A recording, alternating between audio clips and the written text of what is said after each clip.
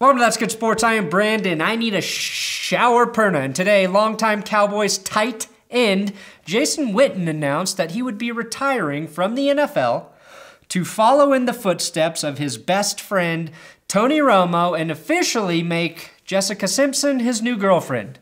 He will do this while also taking a new job, joining some fucking guy as a part of the Monday Night Football broadcast crew.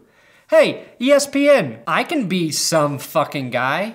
Jason, hook me up with that cush job in the broadcast booth. That's good sports.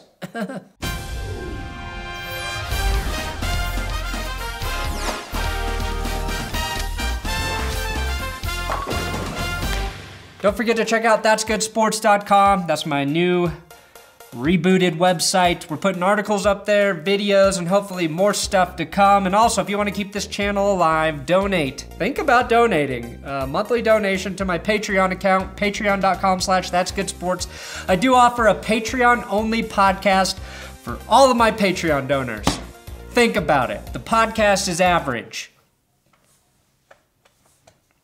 God, I'm terrible at selling myself. Now, before we follow up with the Witten news, I have to congratulate Matt Ryan on signing a 5-year contract extension with the Atlanta Falcons. Ryan will receive $100 million in guaranteed money and also become the first $30 million a year quarterback in the NFL. When asked about how he felt about the new contract, all Matt Ryan could say was, "Suck it, Cousins." Not to be confused with, "Suck it, my cousin, suck it," which is something Philip Rivers grew up saying in the backwoods of Alabama. Now, Jason Witten, even though his career is linked with Tony Romo, those two couldn't be more different. Witten is an Iron Man. He missed one game in his illustrious 15-year career. Romo, of course, set the record for most injured Cowboys quarterback and is second only to Sam Bradford on the most breakable all-time quarterback list. Now, there are numerous rumors out there circulating that Witten was forced out of the NFL by Roger Goodell due to Witten's refusal to play every play wearing a standard NFL helmet. I'm not a fan of the Dallas Cowboys, but unlike most of America, I don't hate them. I hate Jerry Jones, but not the Cowboys per se.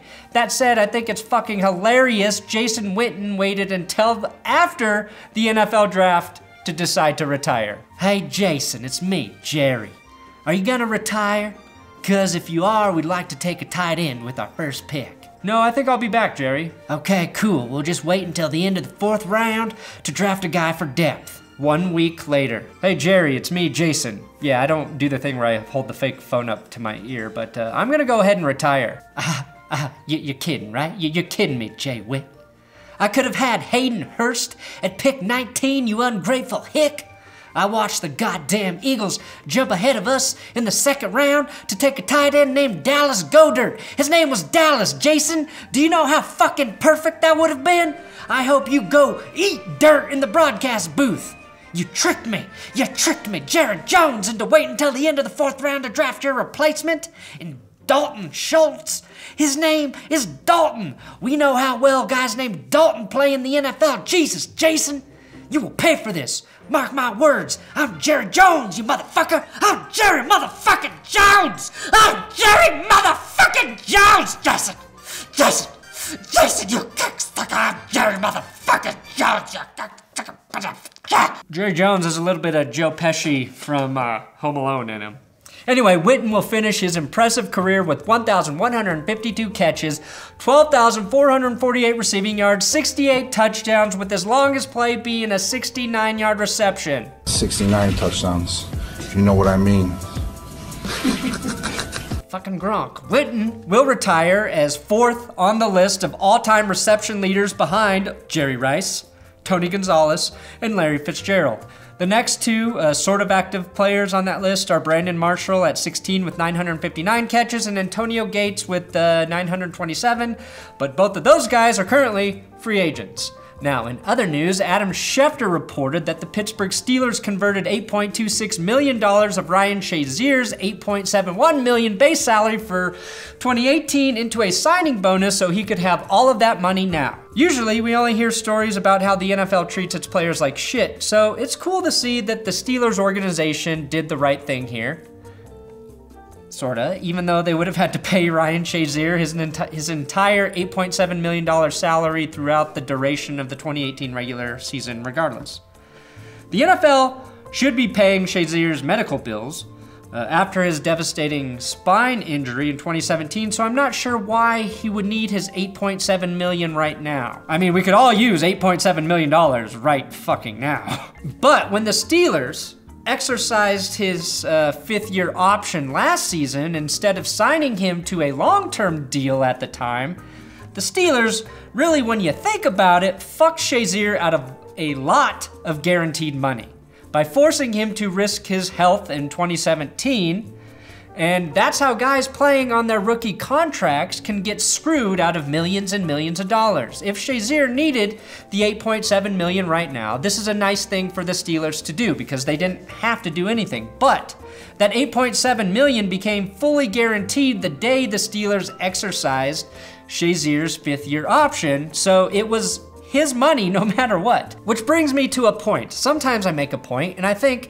that the rookie wage scale, although necessary, needs to be addressed at the next collective bargaining agreement. The wage scale did prevent NFL teams from having to massively overpay for high draft picks like Sam Bradford, but ultimately it screws young players who outperform their contracts, especially running backs, who most teams want to throw away like a used condom after 4 years anyway.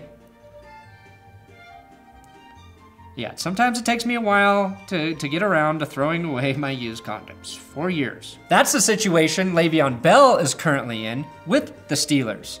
So I expect the players to negotiate a higher rookie pay scale with big incentive bonuses for guys giving their team great production on the field. Something like that seems to be fair in my advanced brain. You shouldn't be paying like $22 million to a rookie first round pick, but guys like Shazier shouldn't be duped out of a bunch of guaranteed money because they can't stay healthy in their fifth year if that's exercised, or their fourth year if they have 3 great years of production behind them.